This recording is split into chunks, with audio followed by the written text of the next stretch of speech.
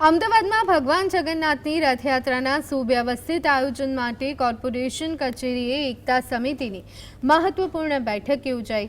Police કમિશનરે સ્પષ્ટ નિર્દેશ આપ્યા છે કે રથયાત્રાના રૂટ પર આવતા સેવાભાવી કેમ્પો અને અન્ય સ્થળોએ રથયાત્રા રૂટ પર જ્યારે ગજરાજ પસાર થાય ત્યારે ડીજે કે મોટું મ્યુઝિક તાત્કાલિક બંધ રાખવામાં આવશે।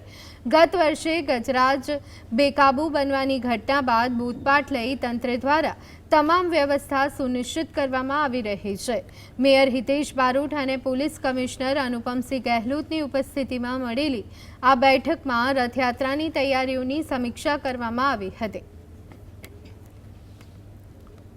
हाथी ने कोई तकलीफ नहीं पड़े, कोई डीजे वगैरह नहीं જ્યારે આ પસાર થાય તો વગાડે નહીં જોઈએ અને એના સાથે સાથે કોઈ એવા અવાજ નહીં કરે જેને લીધે હાથી ગયા વર્ષે જેવા થયા હતા આ વખતે નહીં થાય। તો આ બધા ચર્ચાઓ થઈ।